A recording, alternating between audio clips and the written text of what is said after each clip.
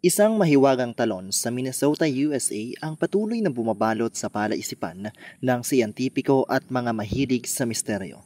Tinatawag itong Devil's Kettle, isang ilog na tila may lihim na lagusan kung saan ang kalahati ng tubig nito ay tuluyang naglalaho sa isang misteryosong butas at hindi na muling lumilitaw. Saan ito napunta? Bakit hindi ito matagpuan ng mga eksperto? Halina't tuklasin natin ang misteryo ng Devil's Kettle. Ang Brule River na dumadaloy sa Judge C.R. Magny State Park sa Minnesota ay isang ordinaryong ilog. Hanggang sa ito ay umabot sa isang bahagi kung saan naghihiwala ito. Ang isang bahagi ay patuloy na bumabagsak bilang normal na talon, ngunit ang kabilang bahagi ay pumapasok sa isang malalim na butas sa bato at dito nagsisimula ang hiwaga. Sa loob ng maraming taon, maraming eksperimento ang mananaliksik na maghagis ng iba't ibang bagay tulad ng kahoy, bola, tinain at kahit na GPS trackers, ngunit wala sa mga ito ang muling lumitaw sa ibang bahagi ng ilog. Sinunod na ginawa naman nila ay ang teoryang underground river. May mga nagsasabing posibleng may isang underground tunnel na dumadaloy sa ilalim ng lupa patungo sa isang bahagi na hindi kilalang lagusan. Sumunod ay ang teorya ng natural erosion. Kamakailan lamang may mga pag-aaral na nagsasabing ang tubig ay hindi talaga nawawala, kundi bumabalik sa ilog sa ibang bahagi matapos dumaan sa ilalim ng mga bato. Ayon sa pinakahuling pananaliksika ng mga geologist, ang tubig sa Devil's Kettle ay posibleng hindi pumapasok sa isang hiwalay na lagusan, kundi bumabalik lamang sa ilog sa pamamagitan ng mga subterranean cracks o bitak sa ilalim ng mga bato, subalit hindi pa rin ito 100% na kumpirmado, kaya't patuloy pa rin ang pag-aaral dito. Bagamat may mga bagong paliwanag na inilabas ang mga siyentipiko, marami pa rin ang naniniwala ng Devil's Kettle ay isa sa pinakamisteryosong likha ng kalikasan. Isa ba itong gateway patungo sa ibang mundo o isang natural na lihim na hindi pa natin ganap na nauunawaan? Ano sa tingin mo? Totoo kaya ang teorya ng underground river o may mas malalim pang paliwanag?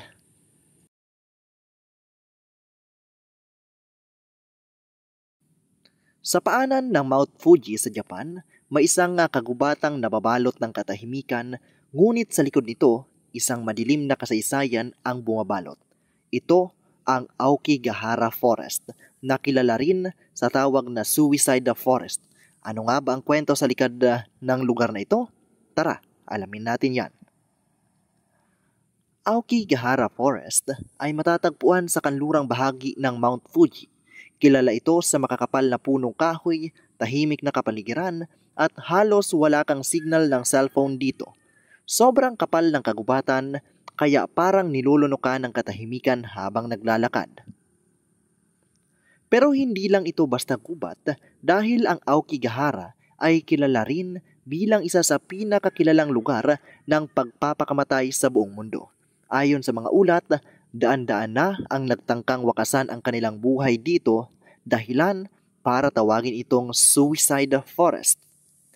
Sinasabing ang Aokigahara ay pinamumugaran ng mga yuri, mga multo na mga taong namatay sa matinding kalungkutan o biglaang kamatayan. Ayon sa mga kwento, nakaramdam daw ng biglaang lungkot at pagkalito ang mga pumapasok sa gubat, kaya naman may mga signboards doon na humihikayat sa mga tao na huwag ituloy ang kanilang balak at maghanap ng tulong. Ang lokal na pamahalaan ng Japan ay nagsagawa ng mga hakbang upang mabawasan ang mga insidente dito. May mga volunteer na umiikot at may mga hotline na makikita sa loob ng gubat, pero sa kabila ng lahat, nananatili pa ring misteryoso at puno ng kontrobersya ang lugar. Ang Aokigahara ay hindi lang isang simpleng gubat. Ito ay simbolo ng katahimikan, kalungkutan at mga kwento na hindi natin lubos na nauunawaan.